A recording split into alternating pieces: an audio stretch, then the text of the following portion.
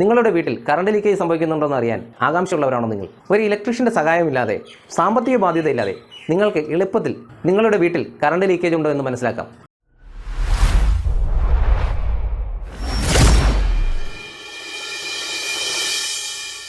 Hi, നമസ്കാരം. ഞാൻ ബിജുവാർജുൻ. Electrical ടിപ്സുകളും അറിവുകളും അടങ്ങിയ പുതിയൊരു വീഡിയോയിലേക്ക് സ്വാഗതം. നമ്മുടെ വീടുകളിലൊക്കെ കറണ്ട് ബില്ല് വരുമ്പോഴും അല്ലാത്ത സമയത്തൊക്കെ നമുക്ക് വലിയൊരു സംശയം ഉണ്ടാക്കുന്ന കാര്യമാണ് കറണ്ട് ലീക്കേജ് സംഭവിക്കുന്നുണ്ടോ.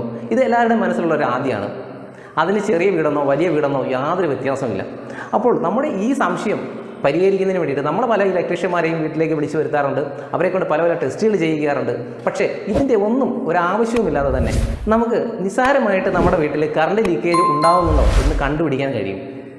അതിന് 1-2 കാര്യങ്ങൾ മാത്രം മതി. അതിന് ആദ്യമായിട്ട് നമുക്ക് വേണ്ടത് ഇതുപോലെ കുറച്ച് വയർ എടുക്കുക. നല്ല നീളത്തിലുള്ള വയർ ആയിരിക്കണം. പിന്നീട് വേണ്ടത് ഒരു ഹോൾഡർ. ഇത് ഏത് ഹോൾഡർ ആയാലും മതി. നമ്മുടെ പെൻഡൻറ്റ് ഹോൾഡർ, തൂക്കിയിടുന്ന ഹോൾഡറോ ഏതായാലും ബൾബ് ഇടുന്ന ഒരു ഹോൾഡർ വേണം. അതുപോലെ നമുക്കൊരു 7 വാട്ടിൻ്റെ ഒരു LED ബൾബ് വേണം. അതുപോലെ ഒരു 2 പിൻ വേണം. ഇത് ഇപ്പോൾ ഉപയോഗിച്ചുകൊണ്ടിരുന്ന ഒരു 2 പിൻ്റെ വയർ കട്ട് ചെയ്ത് ഞാൻ എടുത്തതാണ്. ഇപ്പോൾ നമ്മൾ ചെയ്യാൻ പോകുന്ന ഈ ടിപ്പ് നിങ്ങൾക്ക് ഇഷ്ടപ്പെടുന്നുവെങ്കിൽ നിങ്ങൾ തീർച്ചയായിട്ടും ഇത് ഷെയർ ചെയ്യണം. അതുപോലെ ഇതിനെക്കുറിച്ച് എന്തെങ്കിലും സംശയങ്ങളുണ്ടെങ്കിൽ അത് കമൻറ്റ് ചെയ്യുകയും ലൈക്ക് ചെയ്യുകയും സബ്സ്ക്രൈബ് ചെയ്യുകയും ഒക്കെ ചെയ്യണം. അപ്പോൾ നമുക്ക് ഇത്രയും സാധനങ്ങൾ കൊണ്ട്, കുറച്ച് വയറുണ്ട്, ഒരു ബൾബുണ്ട്, ഒരു ഹോൾഡറുണ്ട്, ഒരു 2 പിന്നുണ്ട്. ഇത്രയും സാധനങ്ങൾ കൊണ്ട് നമുക്ക് എങ്ങനെയാണ് നമ്മുടെ വീട്ടിലെ കറണ്ട് ലീക്കേജ് ഉണ്ടോ ഇല്ലയോ എന്ന് കണ്ടുപിടിക്കാൻ കഴിയാമെന്ന് നമുക്ക് ഒന്ന് നോക്കാം. അതിന് മുന്നേ നമുക്ക് ഇതൊക്കെ ഒന്ന് ക്രമീകരിക്കേണ്ടതുണ്ട്. അത് എങ്ങനെയാണെന്ന് ഞാൻ പറഞ്ഞുതരാം. ആദ്യം ചെയ്യേണ്ടത്, നമ്മൾ ഇത്രയും നീളത്തിൽ വയർ എടുത്ത് വെച്ചിട്ടുണ്ട്. അതിൽ നിന്നൊരു പീസ് കട്ട് ചെയ്ത് മാറ്റി വയ്ക്കുക. അതിനുശേഷം നമ്മളൊരു 2 പിൻ വേണമെന്ന് പറഞ്ഞല്ലോ. ഈ 2 പിന്നിൽ ഞാനിത് നേരത്തെ ഉപയോഗിച്ച 2 പിൻ ആയതുകൊണ്ട് അതുപോലെ കട്ട് ചെയ്തെടുത്തിരിക്കുകയാണ്. ഇല്ലാന്നുണ്ടെങ്കിൽ നിങ്ങളൊരു 2 പിൻ എടുക്കുക. അതിനകത്ത് ഈ 2 പിന്നുകൾ തമ്മിൽ ഇങ്ങനെ ഷോർട്ട് ചെയ്യുക.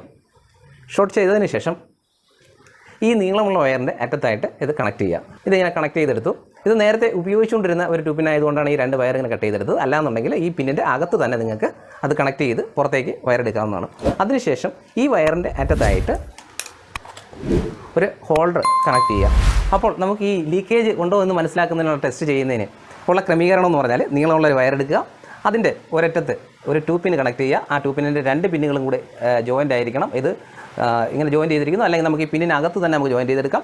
അതുപോലെ ഈ വയറിൻ്റെ നീളമുള്ള വയറിൻ്റെ അറ്റത്ത് തണ്ട് ഇതേപോലെ ഒരു ഹോൾഡറോട് ഫിറ്റ് ചെയ്യാം. എങ്ങനെയാണ് ഇതുകൊണ്ട് നമ്മൾ കറണ്ട് ലീക്കേജ് ആവുന്നുണ്ടോ എന്ന് മനസ്സിലാക്കുന്നതെന്ന് നമുക്ക് നോക്കാം.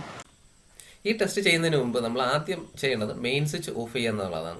ഈ മെയിൻ സ്വിച്ച് ഓഫ് ചെയ്യുന്നതിന് വേണ്ടിയിട്ട് നമ്മൾ എത്തുമ്പോൾ ഒരു ടെസ്റ്റർ, നമ്മുടെ കയ്യിലൊരു ടെസ്റ്റർ ഉണ്ടായിരിക്കണം. ആ ടെസ്റ്റർ ഉപയോഗിച്ചിട്ട് നമ്മൾ ഇതിൻ്റെ ബോഡിയിലൊന്ന് ചെക്ക് ചെയ്ത് നോക്കുക. ഏതെങ്കിലും ഒരു സാഹചര്യത്തിൽ കറണ്ട് ഈ ബോഡിയിലേക്ക് വരാനുള്ളൊരു സാധ്യതയുണ്ട്. അതുകൊണ്ട് ടെസ്റ്റ് ചെയ്ത് നോക്കുക, നന്നായിട്ട് നോക്കുക. ഏതെങ്കിലും ഒരു രോഗഭാഗത്തിൽ പെയിന്റ് ഇല്ലാത്ത ഭാഗത്ത് ടെസ്റ്റ് വെച്ച് നോക്കിയിട്ട് അത് തുറന്നാൽ മതിയാവും. അതുപോലെ എല്ലാവരും ഇത് നന്നായിട്ടൊന്ന് ശ്രദ്ധിക്കണം. അതുപോലെ തന്നെ നമുക്ക് മെയിൻ സ്വിച്ച് ഓഫ് ചെയ്യണം. തീർച്ചയായിട്ടും മെയിൻ സ്വിച്ച് ഓഫ് ചെയ്തിരിക്കണം. നമ്മൾ ഇവിടെ ഉപയോഗിച്ച ICDP ആണ്. അതിന് പകരമായിട്ട് ഇപ്പോൾ നമ്മൾ ഐസൊലേറ്ററുകളും MCBകളൊക്കെയാണ് കൂടുതൽ ഉപയോഗിക്കുന്നത്. ആദ്യം നമ്മൾ മെയിൻ സ്വിച്ച് ഓഫ് ചെയ്യുക. അതിനുശേഷം നമ്മൾ കട്ടൗട്ടർ ഊരി വയ്ക്കാൻ ഒരിക്കലും മറക്കരുത്. നമ്മുടെ ഈ ടെസ്റ്റ് ചെയ്യുന്നതിന് നമുക്ക് പവർ സപ്ലൈ, അകത്തേക്ക് നമുക്ക് പവർ സപ്ലൈ ആവശ്യമില്ല.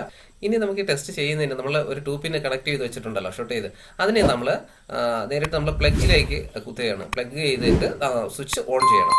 സ്വിച്ച് ഓൺ ചെയ്യുക. അതുപോലെ തന്നെ എല്ലാ സ്വിച്ച് ബോർഡിലെ എല്ലാ സ്വിച്ചുകളും ഓൺ ചെയ്തിരിക്കണം. നമ്മുടെ വീട്ടിനുള്ളിലുള്ള എല്ലാ സ്വിച്ചും ഓൺ ആയിരിക്കണം. DB ഒക്കെ ഓൺ ആയിരിക്കണം നമ്മൾ ഈ ടെസ്റ്റ് ചെയ്യുന്നതിന് വേണ്ടിയിട്ട്. പവർ സപ്ലൈ ആവശ്യമില്ലെന്ന് നമ്മൾ നേരത്തെ തന്നെ പറഞ്ഞിട്ടുണ്ട്. പവർ സപ്ലൈ നമുക്ക് മെയിൻ സ്വിച്ചിൻ്റെ അവിടെ ആവശ്യമുള്ളത്. അതുകൊണ്ട് എല്ലാം ഒന്ന് സ്വിച്ചുകൾ ഓണാക്കി നിർത്താൻ നമ്മൾ പ്രത്യേകം ശ്രദ്ധിക്കണം. ഒരു സ്വിച്ച് പോലും ഓഫായി കിടക്കാൻ അനുവദിക്കരുത്. അതുപോലെ അതിന് ശേഷം നമ്മൾ ഈ പ്ലഗ് ചെയ്തിരിക്കുന്നതിൻ്റെ ബാക്കി ഈ ഹോൾഡറും വയറും നമ്മൾ മെയിൻ സ്വിച്ചിന് അടുത്തേക്ക് കൊണ്ടുപോകണം. അതിന് വേണ്ടിയിട്ട് നമ്മൾ ഈ ജനലിൽ കൂടെ മെയിൻ സ്വിച്ചിന് അടുത്തേക്ക് എടുക്കുകയാണ്, അങ്ങ് പുറത്തേക്ക് എടുക്കുകയാണ്. നമ്മൾ നേരത്തെ കണക്ട് ചെയ്ത് വെച്ചിരിക്കുന്ന ആ വയറിൻ്റെ അറ്റത്ത്, അതായത് 2 പിന്ന് ഒരറ്റത്ത് കണക്ട് ചെയ്തിരിക്കുന്നു. അതിൻ്റെ മറു സൈഡിലായിട്ട് നമ്മൾ ഒരു ഹോൾഡർ കണക്ട് ചെയ്ത് അതിലൊരു 7 വാട്ടിൻ്റെ ഒരു ബൾബ് ഇട്ട് വെച്ചിരിക്കുകയാണ്. ഇനി നമ്മൾ എങ്ങനെയാണ് ടെസ്റ്റ് ചെയ്യുന്നത്? നമ്മൾ മറ്റേ 2 പിന്ന് നമ്മൾ അകത്തെ റൂമിൽ ഒരു പ്ലഗ് ചെയ്ത് വെച്ചിട്ട് സ്വിച്ച് ഓൺ ചെയ്ത് വെച്ചിരിക്കുകയാണ്. എല്ലാ സ്വിച്ചുകളും ഓണാണ്, DB ഓണാണ്, ബ്രേക്കർ ഓണാണ്, എല്ലാം ഓണാണ്. അതുപോലെ നമ്മൾ ഈ മെയിൻ സ്വിച്ചിൻ്റെ ഭാഗത്ത് വരുമ്പോൾ നമുക്ക് മെയിൻ സ്വിച്ച് ഓഫാണ്, നേരത്തെ തന്നെ ഓഫ് ചെയ്ത് വെച്ചിരിക്കുന്നു. അതുപോലെ കട്ടൗട്ടറും ഊരി വെച്ചിരിക്കുന്നു നമ്മൾ ഉറപ്പാക്കുക. അതിനുശേഷം ഈ കണക്ട് ചെയ്തിരിക്കുന്ന വയർ ടെസ്റ്റ് ചെയ്യുന്നതിന് വേണ്ടിയിട്ട് നമ്മൾ ഈ വയറിൻ്റെ ഹോൾഡറിൽ നിന്ന് കണക്ട് ചെയ്തിരിക്കുന്ന ഒരു വയറിൻ്റെ അറ്റം നമ്മൾ ഈ കട്ടൗട്ടർ ഫ്യൂസിൽ ഒന്ന് മുട്ടിക്കുക. കട്ടൗട്ടർ ഫ്യൂസിൻ്റെ അകത്തെ കണക്ടറിൽ മുട്ടിക്കുന്നത് നമ്മൾ മീറ്ററിൽ നിന്നും കട്ടൗട്ടറിലേക്ക് കയറുന്നതായിരിക്കണം. അത് നമുക്ക് തിരിച്ചറിയാൻ കഴിയുന്നില്ല. ഒരേ കളറിലെ വയറാണെങ്കിൽ നമ്മൾ രണ്ടിലും ഒന്ന് മുട്ടിച്ച് നോക്കുക. ഇപ്പോൾ ഞാൻ ഒരെണ്ണത്തിലൊന്ന് മുട്ടിച്ച് നോക്കുന്നു, ഇതിലില്ല. അത് ഈ മെയിൻ സ്വിച്ചിലേക്ക് പോകുന്നതാണ്. മീറ്ററിൽ നിന്ന് വരുന്നത് അപ്പോൾ ഇതായിരിക്കാം. അതിലും ഞാനൊന്ന് മുട്ടിച്ച് നോക്കുകയാണ്. മുട്ടിച്ച് നോക്കുമ്പോൾ വളരെ ചെറുതായിട്ട് ആ ലൈറ്റ് കത്തുന്നുണ്ട്. അതിനർത്ഥം എവിടെയോ ചെറിയ ഒരു ലീക്കേജ് സംഭവിക്കുന്നു എന്നാണ്.